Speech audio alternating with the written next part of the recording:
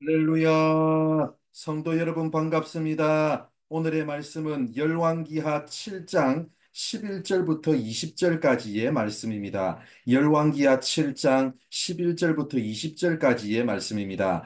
그가 문지기들을 부르매 그들이 왕궁에 있는 자에게 말하니 왕이 밤에 일어나 그의 신복들에게 이르되 아람 사람이 우리에게 행한 것을 내가 너희에게 알게 하노니 그들이 우리가 줄인 것을 알고 있으므로 그 진영을 떠나서 들에 매복하고 스스로 이르기를 그들이 성읍에서 나오거든 우리가 사로잡고 성읍에 들어가겠다 한 것이니라 하니 그의 신하 중 한 사람이 대답하여 이르되 청하건대 아직 성중에 남아있는 말 5마리를 취하고 사람을 보내 정탐하게 하소서. 그것들이 성중에 남아있는 이스라엘 온 무리 곧 멸망한 이스라엘 온 무리와 같으니이다 하고 그들이 병거들과 그 말들을 취한지라. 왕이 아람 군대 뒤로 보내며 가서 정탐하라 하였더니 그들이 그들의 뒤를 따라 요단에 이른즉 아람 사람이 급히 도망하느라고 버린 의복과 병기가 길에 가득하였더라. 사자가 돌아와서 왕에게 알리니 백성들이 나가서 아람 사람의 진영을 노력한지라. 이에 고운 밀가루 한 스아에 한 세갈이 되고 보리 두 수아가 한 세겔이 되니 여호와의 말씀과 같이 되었고 왕이 그의 손에 의지하였던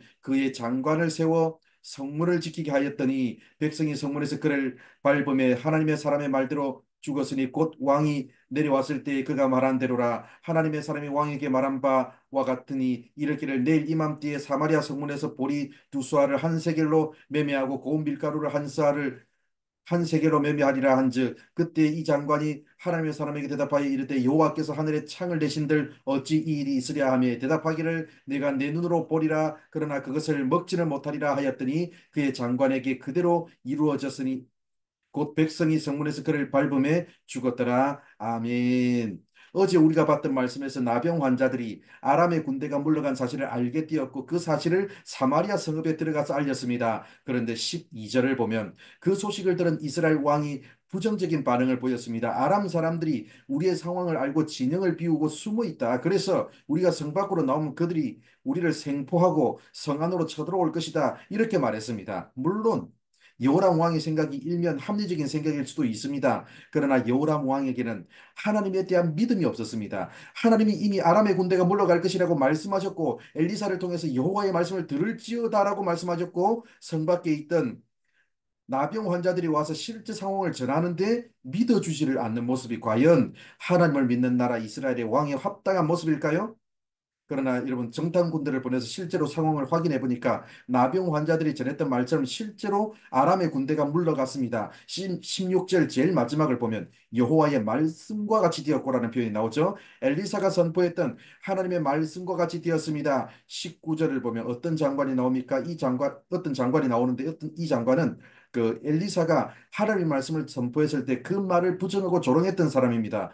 하늘의 창을 내신들 어찌 이 일이 있으랴고 정면으로 하나님을 조롱했던 사람입니다. 그러나 엘리사가 전한 하나님의 말씀대로 되었고 20절을 보면 백성들이 성문에서 그 사람을 밟아 죽였습니다.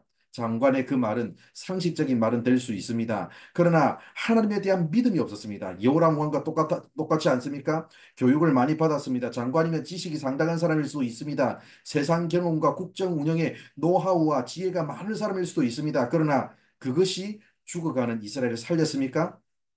우리는 자꾸 세상의 시스템을 신뢰하는 경향이 있습니다.